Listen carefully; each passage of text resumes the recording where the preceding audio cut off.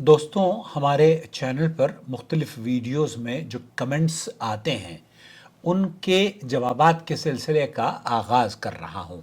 एक दोस्त ने ये कमेंट किया कि एक तरफ आपकी बात यानी कि मेरी वीडियो में जो मैंने कहा है, और दूसरी तरफ एक मुस्तनद आलिम की बात, किसको सच्चा माना जाए।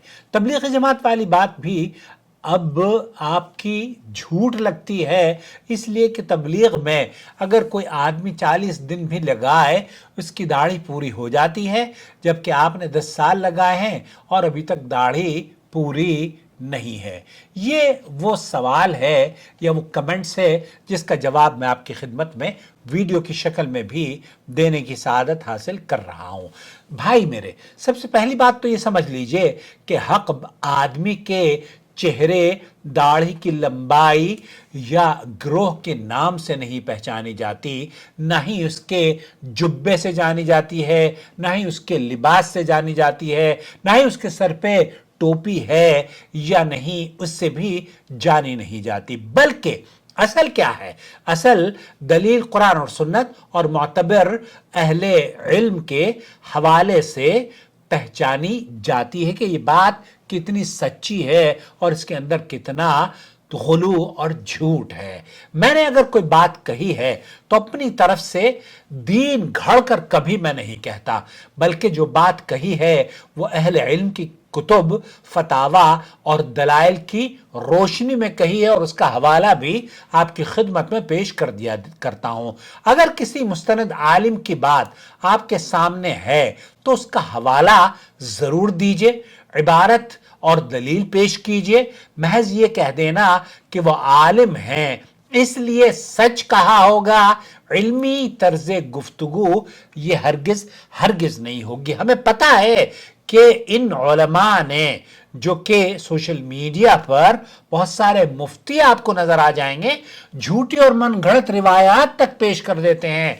अब आप ये कहिए कि वो तो मुफ्ती हैं, इतने मदरसों में उन्होंने तालीम हासिल करी है, इतनी लंबी दाढ़ी है, इतना जुब्बा और उनके तो इतने फॉलोअर्स हैं। जनाब, वो झूठी रिवायात भी पेश करते हैं। ये मायार दुरुस्त नहीं है आपका कि जनाब मुफ्ती है या आलिम है तो उससे गलती का इम्कान नहीं है। उससे भी गलतियां होती हैं और कई गलतियों की तो मैंने निशानदेही की है। रही बात तबलीगी जमात और दाढ़ी की, तो ये कहना कि 40 दिन लगाने से हर आदमी की दाढ़ी पूरी हो जाती है, ये शरई बात नहीं है, बल्कि आपका मुशाहिदा हो सकता है।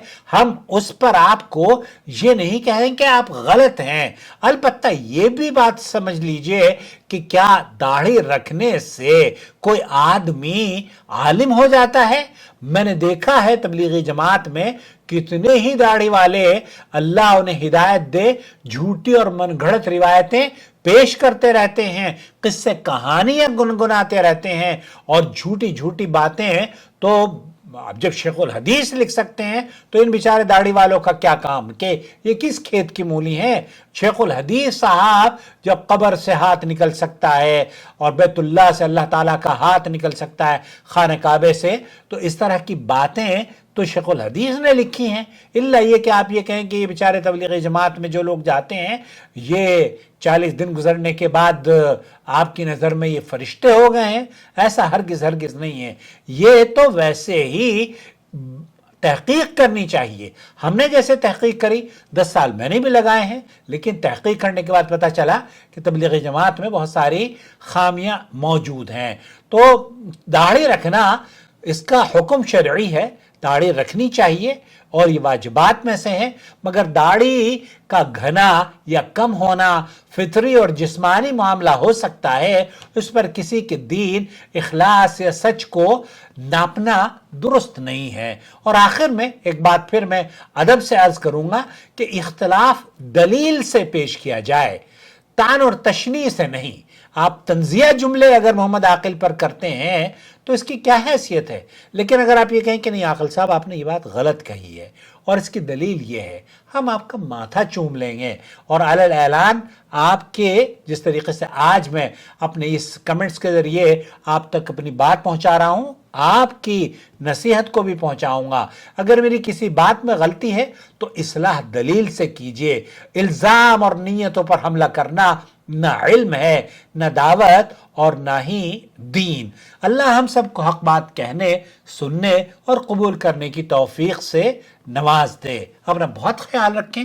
آپ کا بھائی محمد عاقل جدہ سے. جتنے بھی کمنٹس آئیں گے میں انہیں کوشش کروں گا کہ ویڈیو کی شکل میں بھی آپ کو ان کا جواب دے سکوں.